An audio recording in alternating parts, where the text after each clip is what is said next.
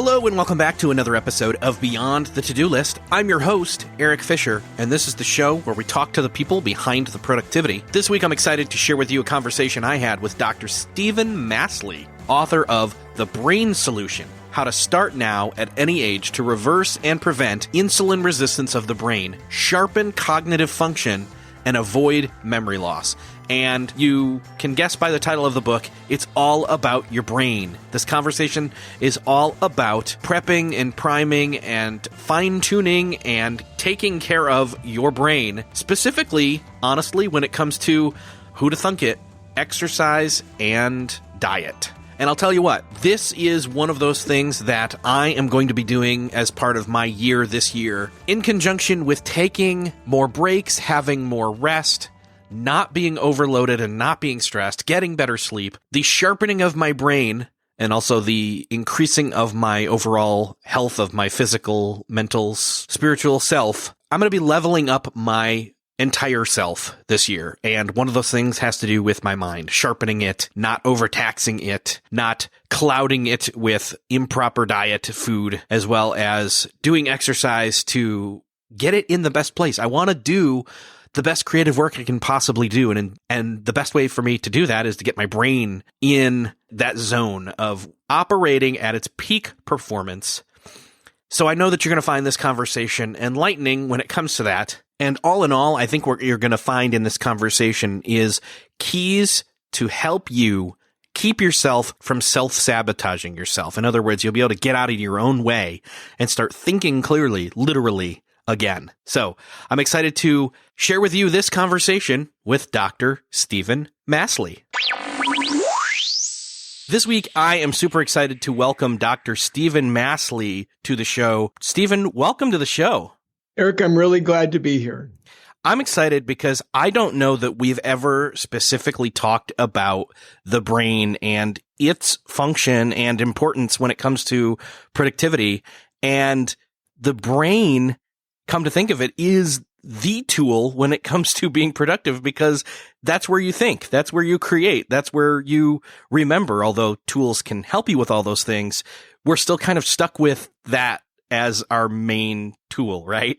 Yeah, I mean, think about it. If your brain is like running at only 75% capacity, you're 25% more sluggish. I mean, that's really dramatic. So whatever we can do to bring someone up to 100% of their capacity makes a big difference in productivity. Yeah. I know that as I was reading through your book, needed to make some pretty big changes in my life. And it kind of hit home for me too, as well, because my grandfather was a research scientist and he died due to complications. Gosh, this was decades ago now, with Alzheimer's. So, you know, to see his brilliant mind slowly kind of go away kind of hit home for me. So, and so the book is called The Better Brain Solution.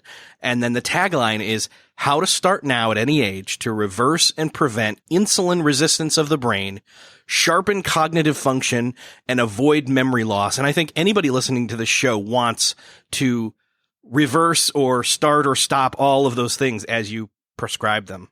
Well, we'd hope so. I mean, after all, who wouldn't want a better brain that you could be sharper, quicker, more productive, and less forgetful? I would hope everybody wants that. Yeah, definitely. Well, anybody listening to this show for sure, because again, like I said, it is that tool. It is that thing where, over the course of the last year, I've talked with a lot of people about focus, and we can talk all we want about getting rid of distractions or having more willpower and all those other things when it comes to trying to spend focused time getting work done.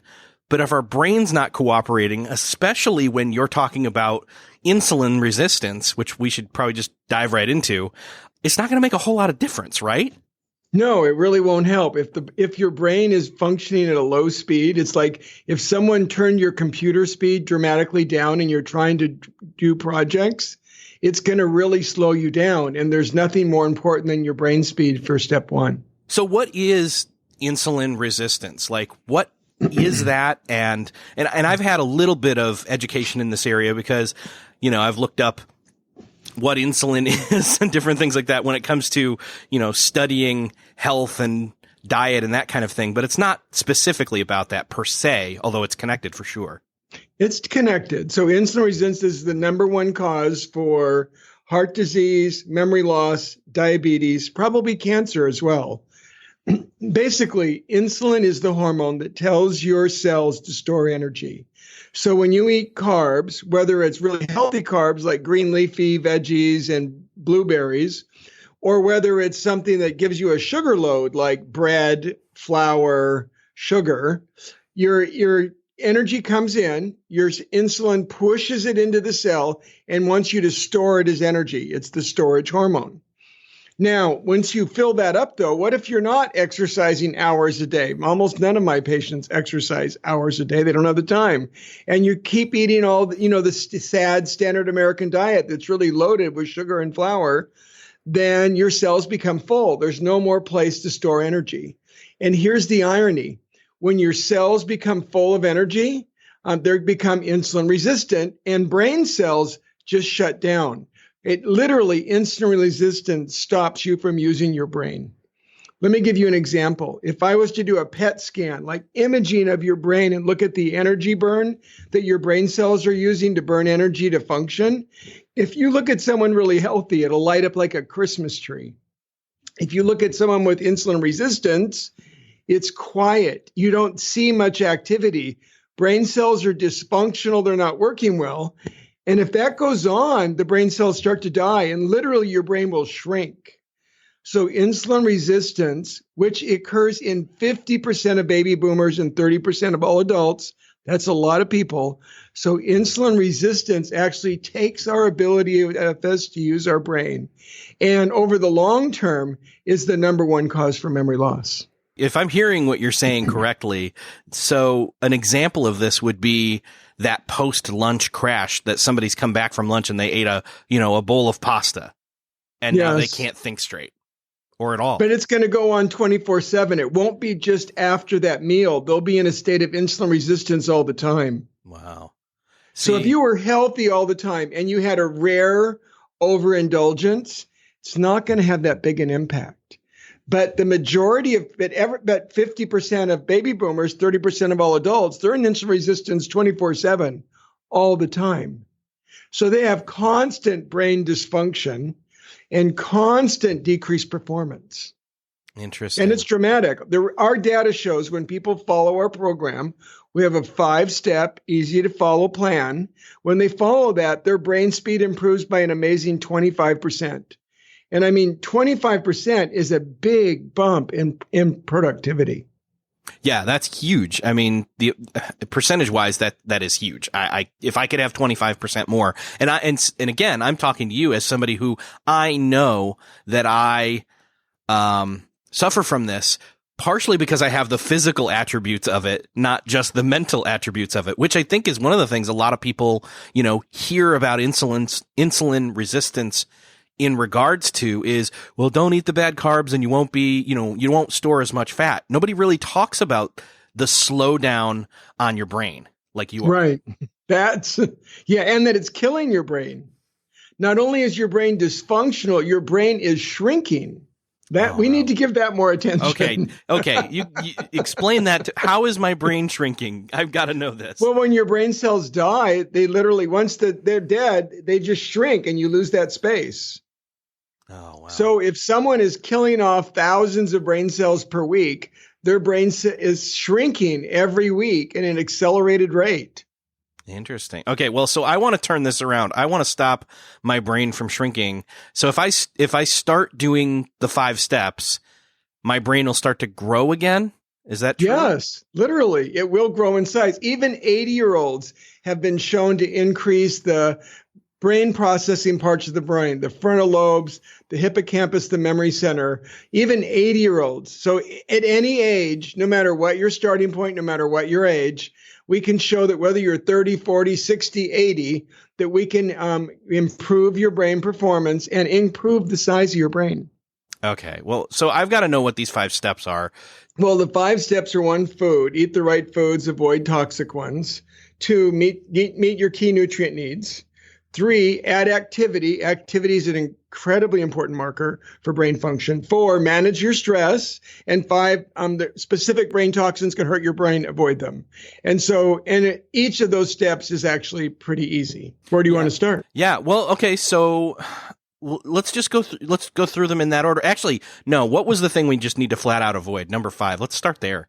Well, so there are some brain toxins out there. There's like things that raise your blood sugar and cause insulin resistance, and they have to do with packing food, like BPA-lined cans. So if you eat out of cans often, only takes a couple cans a week that you're eating out of BPA-lined cans, and you increase your risk of diabetes 20%. Okay. Stop eating out of, canned food that has a BPA liner. I mean, you can buy BPA-free cans. It's not that hard. You might, sometimes, some foods, you might even have to go to a health food store, but it can be done. And 2 is phthalates. Do not cook your food in plastic, like stick your food in the microwave in a plastic container. Do not put saffron, these wraps over your food and heat it in the microwave. That's like, it'll melt like cheese. These are hormone disruptors. They mess up your testosterone level, let alone that they mess up your blood sugar level. So there's one, just 2 things you could really avoid from food. Okay. I mean, when we think about a clear brain toxin, let me start with number 1 would be nitrosamines. These are these nitrate chemicals they sprinkle on processed meats, like deli meat, sandwich meats, pepperoni, sausage, bacon. Just simple examples. When they sprinkle them on, they increase the shelf life of the food dramatically, and it makes more profit for the people selling them. I get that. The problem is they've already been proven to cause cancer. Nitrosamines cause cancer. That we know. That's well established. But they're not illegal because, smoking causes cancer and you can still smoke. There it is. But the newest impact on nitrosamines is they disrupt blood sugar control, insulin resistance again, and they're neurotoxic. You can actually give lab animals Alzheimer's disease fairly quickly by just feeding them what people would get from eating bacon every day. So, I mean, the solution there is stop eating food that has nitrosamines on them. If you're going to buy, avoid deli meats. And if you're going to eat bacon, make sure you get pasture-raised, organically fed, nitrosamine-free bacon. You can buy it. It's available, but we got to stop poisoning ourselves with toxins that are in food. Yeah, so that one's pretty easy. Well, I won't say it's easy, but it's not impossible. It's one of those things where if you do the work, you can get rid of those things and avoid them completely, and that's good. Yeah. So then we've got 4 other steps. One of them obviously is activity, physical activity. And both aerobic activity and strength training both help. So our data and many other studies have shown that when you add aerobic activity, you speed up your brain. You're actually quicker. And most people know that after workout, they feel sharper, right? Not a big surprise. But we actually see that it even increases the size of your brain, and that strength training has an independent, separate benefit. And when you do both, you even get more benefit. So ideally, you want to do some regular aerobic activity during the week and add a couple sessions of strength training per week. And that really gives you the best benefit from getting active, adding activity, adding aerobic, adding strength training, put them together, and boom, your brain speed will improve. It's pretty amazing to see that result. So what's a minimum kind of, lowest threshold where if somebody's doing nothing right now? Lowest threshold would be like strength training for 20 minutes twice. And for aerobic, I mean, more is better, but you can actually, especially if you're willing to do interval training, these short bursts where you're doing hard for a minute, easy a minute, hard for a minute, just a 15 to 20 minute session of interval training 3 times a week. That has as much benefit. And look at that. That's 1 hour per week. That's not all, is 1 hour of time. You get as much benefit from that as you do from working out for 30 minutes, 5 days a week, which is more than twice as much time. So you could do your moderate, workout, moderate pace for 30 minutes, 5 days a week, or get the same benefit from like 15 to 20 minutes, 3 days a week. I mean, to me, that's almost a no-brainer. Yeah. 3 interval sessions, 20 minutes, 2 strength training sessions, 20 minutes each. You get a significant bump in brain performance, and you'll easily make all that back time plus. And, the same thing that's good for your brain, it's good for your heart, it's good for your waistline, it improves your testosterone level, it boosts your energy. I mean, you'll look better, you'll look sexier, you'll feel better. I mean, it should be a no-brainer that everybody's doing that. Yeah, and honestly, even just doing it from a pure for getting your mind back in shape should be enough, but you get that and the bonus of physical health. These other 3 steps, let's walk through those now. So food, I mean, there's like a dozen foods. I give people in details in the Better Brain Solution book on how to use them. But I mean, in a nutshell, there's like 3 parts to it. Part 1 is add plant pigments, colorful plant pigments like green leafy vegetables, berries and cherries, dark chocolate and cocoa, green tea, coffee. Of course, coffee has to be in moderation. 1 or 2 servings a day is good for your brain. More than 4 cups is too much. It's not. So a little moderation when it comes to coffee.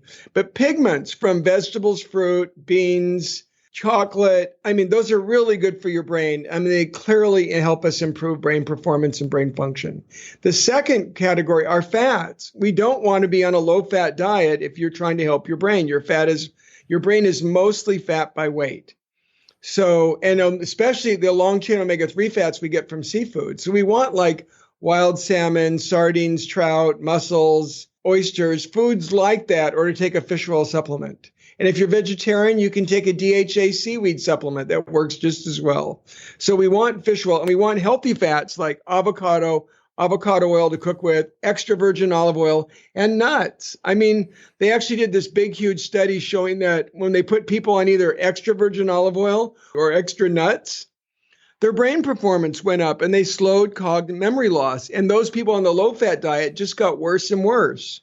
So I think we've just definitively shown that we don't want to be eating junk fats, but there are smart fats we should be eating. And the last category is spices and herbs, that we definitely want more herbs and spices, things like Italian herbs or Italian herb seasoning, especially rosemary, and curry spices, especially turmeric. Those really protect our brain. They lower inflammation, and they're really good for our health. So we want to add more spice to our food to make it taste good. So really, those are the 3 key categories of foods to add. Okay, perfect. So then I'm lost now. How many steps do we have left? I think we've covered 3 or 4. Well, there's food, okay. And we've talked about activity. We talked about toxins. Now, on foods to avoid, definitely sugar and flour. Anytime yes. you grind a grain into flour, like in bread or a cracker or a chip, it acts just like table sugar. I mean, a bowl of whole wheat flour, a bowl of white flour, a bowl of sugar, they're all the same. So we really want to get rid of sugar and flour. And then that's what really helps us get rid of insulin resistance. So nutrients, I think, would be step 2. So we've covered steps 1, 3, and 5. Okay. So nutrients would be step 2. The key ones that our brain does not function well if we're deficient, and most Americans are deficient, would be vitamin D, like B12, magnesium, and fish oil. I mean, those are like critical nutrients. Our brain, a good quality multi plus magnesium plus fish oil. And I would even add a probiotic because our gut health is so important to our brain. There's an example of just a few things we could take that would correct the most common deficiencies we see in the nutrient intake in America today, and really help protect your brain. It's not hard, and all the dosages and details and all of that are in the Better Brain Solution book. So are there favorite recipes that you regularly rotate through that stand out to you as like the best, flavorful as well as like brain boosting? Oh, absolutely. I mean, as you said, I'm a physician, a nutritionist, and a chef. I did a 1-year chef internship at the Four Seasons, and I want food to taste fantastic. And the reason, while working as a physician and having kids and a wife, I went back and did that for a year. It was like 3 evenings a week and every other weekend for a year, because I wanted my recipes to taste better. So there's 50 recipes in the Better Brain Solution, and my goal was to make them easy to prepare, that they would nourish your brain, heart, and soul, and that your friends and family would love them, that they would be delicious, and that you would be using oils and spices and food and protein and veggies in a way that was awesome. So I really, basically cut out the sugar and flour and worked. Yeah. So I really believe you can make food that's fantastic, that doesn't take a lot of work. And it really, it will taste wonderful. It's just putting the right ingredients together, and it doesn't have to be that hard. So do you have any favorites that, one that you like preparing, or are breakfast, lunch, dinner? You got a preference? That's a great question. Let's go with lunch, because sometimes it's like we rush through those, and so we eat. That's when we're maybe more prone. I'm to grab most likely something. for lunch, to do something really easy. Yeah. It's going to be like salad with, grilled chicken or grilled steak or grilled fish, or a bean soup, like black bean vegetables, something like. It's going to be easy, but really flavorful. It really comes down to clean protein. Cage-free, organically fed protein sources, not food from a feedlot that's full of pesticides and hormones. But so you have to make a decent choice in the protein you buy. And, so it could be, but it can still taste great. It really comes down to how do you cook it and what seasoning and herbs do you put on it? And that's what makes the biggest difference. And, so it's really, but I am getting rid of the bread and the chips and the rice and the potatoes. Those are coming out, and it's a lot more, actually quite a bit more protein, vegetable, fruit, beans, and nuts, extra virgin olive oil, and like lots of Italian herbs and garlic and ginger to make things taste great. So like shrimp curries. Yeah. Or, grilled chicken, that you're putting, you can even make, wings, buffalo wings. You can do that and they taste fantastic.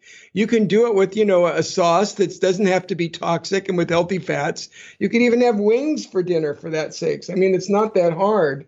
Your side dishes, broccoli with like a smart butter lemon sauce that's got a little, it's got a little citrus rind and a little olive oil, and with your lemon butter sauce, so it actually tastes good and it's good for you. It could be pork chops with Italian mushrooms. It could be turkey tenders with Middle Eastern spices, or duck with cherry sauce, or a chicken curry, or you could just take like turkey or Cornish game hen or a chicken and rub olive oil on it and put on Italian herbs. Takes 5 minutes to prep it, put it in the oven, and it's ready in an hour. It can really be easy. The key is picking the right ingredients. And that's really part of the solution, this Better Brain solution plan. Which is cool, because you've got, again, a ton of recipes inside the book, which is great, because, it takes out some of the resistance, because once we have some, if we have the recipes, the next step is, these are easy. I can make that. And then they can make it, and then start to move forward and, start to eat better, as well as get that physical activity in. I wonder, some people are going to think, well, I'm going to try just eating right, or I'm going to just try, doing physical activity. What would you say to them? Because I would think the 1-2 punch of it is going to be even more powerful, right? Well, you're really right. The synergy makes a big difference. So if you do one step, you do get some improvement, no doubt about it. But when you combine all 5 steps, what we found is you get synergy. It's dramatically better. In studies, when they do studies and they try adding exercise, they try adding one nutrient, or they try adding a couple of food groups, and that's all they do, and they do the study 5 times. Sometimes it'll be effective and sometimes not. We get this controversy. But I think when you actually have people add right food, right nutrients, activity, stress management, and you put it together, the data is it's powerful. Now you see a dramatic increase in brain performance and you feel better. So like this Finnish trial that they just published last year, it was in Scientific America and all these fancy, scientific journals. They showed that when they put multiple interventions together, a Mediterranean diet, activity, stress management, the results were much better than they ever imagined. And the compliance was higher. People stuck with it. They were afraid if they asked people to do more than one thing at a time, they get poor compliance. People would find it too complicated. But people felt so much better, they stuck with it, and their compliance was higher than they ever imagined. Now, you mentioned stress management there a moment ago, and I know that you mentioned that meditation is something that could be also possibly part of this mix. Now, some people, they're thinking, okay, well, I can eat better. I can get out and move a little more, but meditation's hard for me. So for stress management, I would say there's three really key parts. And first, I like people having stress because it gives them purpose and challenge. I'm not against stress. Oh, yeah. The problem is, though, if you don't proactively manage it and you feel stressed out all the time, your cortisol levels are high, you grow fat around your waistline, you lose muscle mass, you lose bone mass, your blood sugar levels go up, number one cause for heart disease and memory loss, and the memory center of your brain literally shrinks with high cortisol levels. So that's not good. So how do we proactively manage our stress? Number one, a good workout is really a way of burning off tension as well as getting toxins out in your sweat. Number two, a good night's sleep. A lot of people skimp on sleep and they're burning the candle at both ends. That also raises cortisol and shrinks your brain. And number three, meditation, but it doesn't have to be that long. 10 minutes a day can have a dramatic improvement in cortisol and hormone metabolism. And they've actually showed increased productivity. I mean, in our clinic now, we actually do a measure called heart math. We measure heart rate, beat to beat variability. And in simple terms, we look at the connection between the heart and the brain. And when you get calm and relaxed, and it's a skill to do that, they've actually found that executives, they're much more productive. So a lot of companies are giving people training in meditation using this heart math tool to increase the productivity of their employees. So it's becoming widespread. I think it's going widespread in executive circles that if you want to be more productive, it would behoove you to spend 10 minutes a day to make sure your stress is under control, you're calm and focused, so you can get a lot more work done in a day's time. So one thing that we may not have mentioned is the fact that the eating better, and like you mentioned, the physical activity is a stress reliever, but the eating better means then you're going to feel better and by proxy have less stress, or be able to, I should say, manage the stress that you have better. Well, you're right, Eric. It's all synergy. They all work together. Right.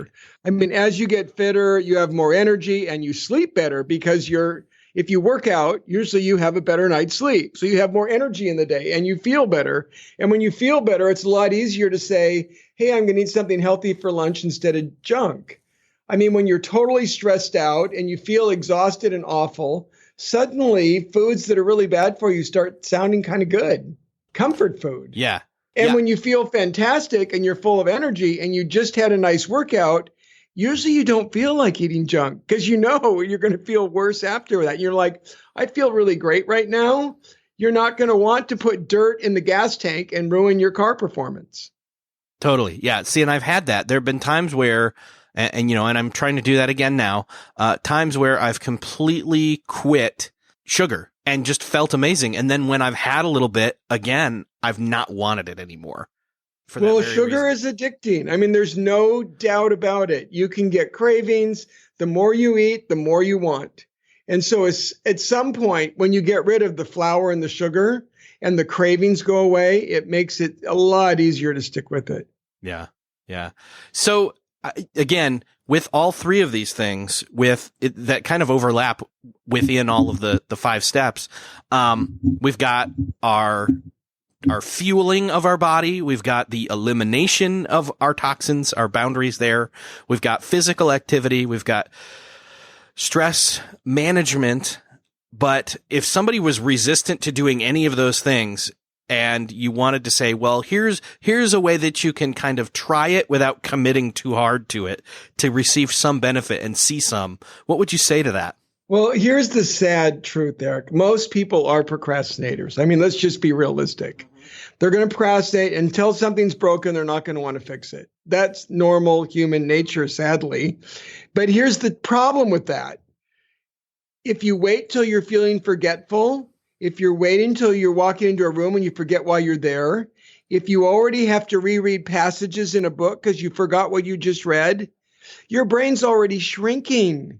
you've already shrunk your brain before you start having symptoms. And you could actually increase your brain performance by 25 to 30%. So I would say, don't wait until your brain has shrunk to deal with it, although that would be normal tendency. Why not try this? Just 30 days. Try it for a month, jump in, and actually by 2 weeks, you'd probably notice a difference. Try this for 2 weeks. And I'm going to guess 90% of the time, people, if they really try it, they're going to say, wow. I mean, here's what my patients say to me after a month. They will commonly say, I had forgotten how fantastic I could feel. I had just plain forgotten that I could feel that good, that sharp, that productive, and I'm not going back. Yeah. See, that's what I hear all the time. So my challenge is to get people to try this for a short term, even a couple weeks, ideally 30 days, and feel for themselves how much a difference this makes. Yeah. Well, and that's all the rage these days. People doing like, I'm going to do a whole 30. I'm going to do this. I'm going to do that. You know, I'm going to move through a certain specified goal when it comes to health for a specific, you know, calendar time frame. And so this really isn't out of the realm of possibility. I've seen a lot of people who have done something like that. Now they may not be doing, you know, with a whole 30, it's not necessarily, extra, you know, physical activity included, but it certainly should be. But, yeah, I like that challenge. I like that idea. So I want to get more people connected to the book, The Better Brain Solution, so that they can do this. I'm committing to it. I am moving forward. This is that year where I boost my brain 25%. And by the way, lose some pounds in the process. So let's start directing people. Where can people go to pick up the book's available where books is available wherever books are sold. Amazon, Barnes and Nobles, any store, any bookstore. I mean, the book just exploded, to be honest. It just came out. We've already, before it came out, on Amazon, it jumped to number 16 of all books being sold in the country. And it was number 1 in 10 categories. Wow. So I am so grateful that I'm getting a chance to make a difference for people and that this message is getting heard. So the book's out there. It's available everywhere. You can order it online. You can pick it up at your local bookstore.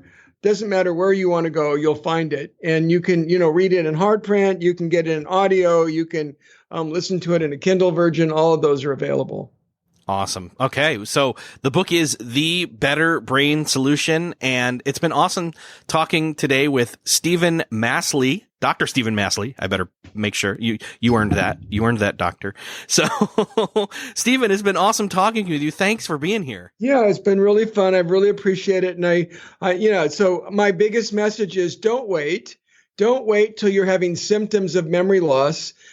Take steps now to have a better brain. And if you already have some of those symptoms, well, don't let it get worse and let your brain keep shrinking. Change that right now. You can, no matter what your age, no matter where your starting point, you can improve your brain function and have a better brain. Awesome. I totally believe that. I hope people get on board with me as we do this. And thanks again for being here. Thank you. So how do you feel about your brain health right now? Are you feeling pretty good? Are you feeling cloudy? Are you feeling sluggish? However you're feeling, I know that we can always improve or start to put things in place to prevent decline. I'm looking for not just prevention. I'm looking to amp up my brain, get it in a better shape, a quicker, more nimble, less cloudy, muddle-headed, can't think straight kind of a mentality. Health-wise, physically-wise, all of that. And so I know that you're going to enjoy this book. So make sure to go over to the show notes for this episode so you can grab a copy by going to beyondthetodolist.com/209. While you're there, if you enjoyed this episode, please do me a favor and share this episode with somebody you know specifically would enjoy or needs to hear it. And thanks again to you for listening, and I will see you next episode.